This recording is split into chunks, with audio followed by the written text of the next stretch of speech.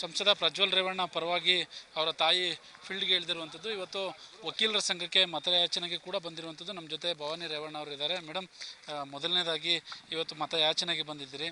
ಕಳೆದ 2 ತಿಂಗಳಿಂದಲೂ ಕೂಡ ಮಂಡಿ ನೋವಾಗಿ ಶಸ್ತ್ರಚಿಕಿತ್ಸೆ ಮಾಡಿಸ್ಕೊಂಡ್ರು ಅನ್ನೋ ಸುದ್ದಿ ಕೂಡ ಕೇಳಿದ್ದು. ಇವತ್ತಿನಿಂದ ಚುನಾವಣೆಯ ಕಣಕ್ಕೆ ನೀವು ಎಂಟ್ರಿ ಆಗಿರ್ತಕ್ಕಂಥದ್ದು. ಮಗನ ಪರವಾಗಿ ಏನು ಹೇಳ್ತೀರಿ?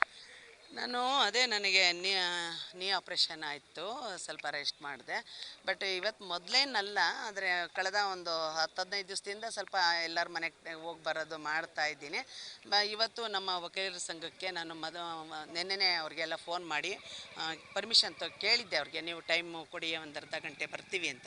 ಎಲ್ಲರೂ ಸಹ ಒಪ್ಕೊಂಡಿದ್ರು. ಹಾಗಾಗಿ ಇವತ್ತು ಬಂದು ಪ್ರಜ್ವಲ್ ರೇವಣ್ಣ ಅವರ ಪರವಾಗಿ ಹಾಸನ ಲೋಕಸಭಾ ಕ್ಷೇತ್ರಕ್ಕೆ ಓಟ್ ಕೇಳಿದೆ. ಎಲ್ಲರೂ ಕೂಡ ಒಳ್ಳೆ ಸಹಕಾರ, ಅವರ ಒಂದು ಪ್ರೀತಿ ವಿಶ್ವಾಸದಿಂದ ನಾವೆಲ್ಲ ಮಾಡ್ತೀವಿ ಅಂತ ಹೇಳಿ ಅವರು ಒಪ್ಕೊಂಡ್ರು. ಹಾಗಾಗಿ ನಮಗೆ ಭಾಳ ಸಂತೋಷ ಆಯಿತು. ಎಲ್ಲ ಕಡೆಯೂ ಅಂದರೆ ನಾನು ಪ್ರಚಾರ ಶುರು ಮಾಡಿದ್ದೀವಿ. ಎಲ್ಲೆಲ್ಲಿ ಯಾವ್ಯಾವ ಕಡೆ ಹೋಗ್ತೀರ ಸರ್? ನಾನು ಯಾವುದೇ ಊರುಗಳು ಅಂತ ಅಂದರೆ ಇದು ಮಾಡ್ಕೊಂಡಿಲ್ಲ. ನಾವು ಕೆಲವೊಂದು ಮನೆಗಳನ್ನ ನಾವು ಟಚ್ ಹೋಗ್ತಾ ಇದ್ದೀವಿ, ಬರ್ತಾ ಇದ್ದೀವಿ. ಮತ್ತು ಕೆಲವೊಂದು ಕಡೆ ಜನ ಸೇರಿಸ್ಬಿಟ್ಟು ಅಲ್ಲಲ್ಲಿ ಹೋಗ್ತಾ ಇದ್ದೀವಿ. ಹಾಗಾಗಿ ಇಂಥ ಊರು ಅಂತ ಅನ್ನೋದು ನಮಗೆ ಇನ್ನೂ ಇದಾಗಿಲ್ಲ.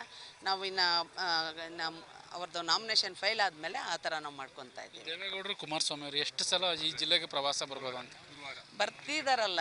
ಅಂದರೆ ಇವಾಗ ಮುಂದೆ ಎಷ್ಟು ದಿವಸ, ಯಾಕೆಂದರೆ ಕುಮಾರಣ್ಣವ್ರಿಗೂ ಸ್ವಲ್ಪ ಹೆಲ್ತು ಹುಷಾರಿರಲಿಲ್ಲ. ಅವರು ಈಗ ಶಸ್ತ್ರಚಿಕಿತ್ಸೆ ಮಾಡಿಸ್ಕೊತಾರೆ, ಅಂದರೆ ಸ್ಟೆಂಟ್ ಹಾಕ್ಸ್ಕೊತಾರೆ. ಅದೇನು 3 ಡೇಸ್ ರೆಸ್ಟು ಪಾಪ.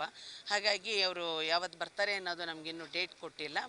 ದೊಡ್ಡವರು ಅಷ್ಟೇ ಬರ್ತಾರೆ, ದೊಡ್ಡ ಸಾಹೇಬರು ಕೂಡ ಒಟ್ಟಿಗೆ ಬಂದು ಸಭೆ ಮಾಡ್ತಾರೆ. ಕೊನೆಯದಾಗಿ ಮೋದಿ ಅವ್ರನ್ನ ಕರೆಸೋದಕ್ಕೆ ಏನಾದರೂ ನಿಮ್ಮ ಕುಟುಂಬದವ್ರು ಚಿಂತನೆ ಮಾಡಿದ್ದಾರೆ ಅಂತ ಹಾಸನಕ್ಕೆ? ಹೌದೌದು, ಅದ್ರ ಬಗ್ಗೆ ಎಲ್ಲ ಮಾತುಕತೆ ಆಗಿದೆ. ಕರೆಸ್ತೀವಿ, ಬರ್ತಾರೆ ಅವರು. ಅದಕ್ಕೆ ಇದಿಷ್ಟು ಭವಾನಿ ರೇವಣ್ಣರವರು ಕೂಡ ಈಗಾಗಲೇ ಹೇಳುವಂಥ ಮತ್ತು ಹಾಸನಕ್ಕೆ ಮೋದಿಯವ್ರನ್ನೂ ಕೂಡ ಕರೆಸ್ತೀವಿ. ಅದ್ರ ಜೊತೆಗೆ ಅದಕ್ಕೆ ಸಂಬಂಧಪಟ್ಟ ಹಾಗೆ ಎಲ್ಲವೂ ಕೂಡ ಮಾತುಕತೆ ಮಾಡಿದ್ದಾರೆ ದೊಡ್ಡವರು ಅನ್ನುವ ಮಾಹಿತಿಯನ್ನು ಕೂಡ ಈಗಾಗಲೇ ಹೇಳಿರುವಂಥದ್ದು. ಕ್ಯಾಮ್ರಾ ಪರ್ಸನ್ ಕಿಶೋರ್ ಜೊತೆ ಪ್ರಕಾಶ್, TV5 ಹಾಸನ.